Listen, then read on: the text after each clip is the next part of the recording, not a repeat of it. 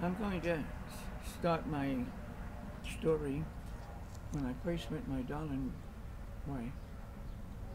Um, I was going to the roller skating with Leo Brackney, and he was paying the bus driver, and I sat down to mind a seat for him, and this little angel sat down, looked like she was maybe 15 and a half, sat down, and I told her, would you mind getting up? I was minding the seat for my buddy.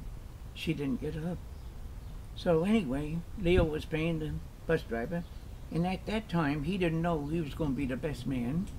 I didn't know I was going to be the bridegroom, and she didn't know she was going to be the bride. Well, anyway, we got to the roller skating rink, and I remember she would like a Coke, and she said, no, thank you. And she skated around with all the Air Force guys, mostly Air Force people there, and Leo and I skated around, and I kept looking at her. I thought she was cute. And all of a sudden, at 10 o'clock, ladies' choice, she asked me to skate with her, and I couldn't believe it, I tell you, because I didn't know she even looked at me. Well, anyway, we skated around, and I found out it was a birthday. It was September 12th. And I told her, I said, you know, honey, the best gift you got was me. And she laughed. So we skated until closing time, and I took her home. And I gave her a few pecks, and I said, could I see you again? And she says, yes. So anyway, Leo and I, we had to hitchhike 60 miles in the blizzard back to the naval base. Oh boy, it was cold. And got back there, and I hitchhiked, for nearly 5 weeks to see her, nearly every night in the blizzard. And I was frozen when I got there. And I did that for about 5 weeks. And one morning, about 6 in the morning, over the loudspeaker that says, Williams, you're wanted at the main gate. So I said to myself, what did I do wrong now? So I went to the main gate, and there was 2 Marines there. And they said, Williams, you're in trouble. And I said, why? He said, you got this little girl crying. And I says, I didn't do anything. He says, you're going to the brig unless you straighten it out. So I asked her, I said, honey, what's wrong? And she said that her parents, which they were mean people, told her she had to leave if she seen me again. And she said, I wanted to see you again. So I said, what's wrong with me, honey? She says, well, they think you're a Catholic. What's wrong with a Catholic? And she said, they think you're Italian. And I said, what's wrong with Italian? And they know you're a serviceman. And I said, oh boy, that's 3 strikes, I'm out. So I said, Mom, I said, would you like to get married? And boy, those tears just disappeared. And she said she would like to marry me.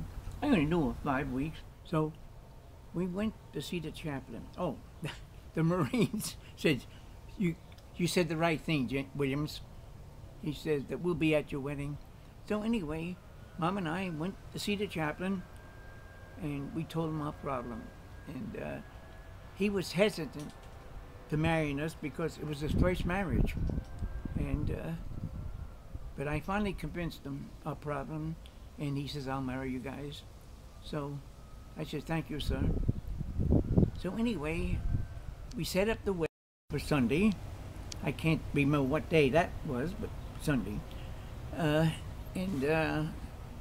anyway, I had at my wedding about 3 waves, 6 sailors, the best man, me, and Brackney, he was the best man, and the 2 Marines in the back, and oh yeah, her mama, she was there. And Mom and I got married, and we had a nice little wedding. And we decided to go down to Spokane to get a hotel room. And Mom looked 15 and a half, 16. but she was a honey. And well, anyway, I was trying to get a hotel room, and the SP picked me up, trying to shack up with a little teenager, and I couldn't prove we were married.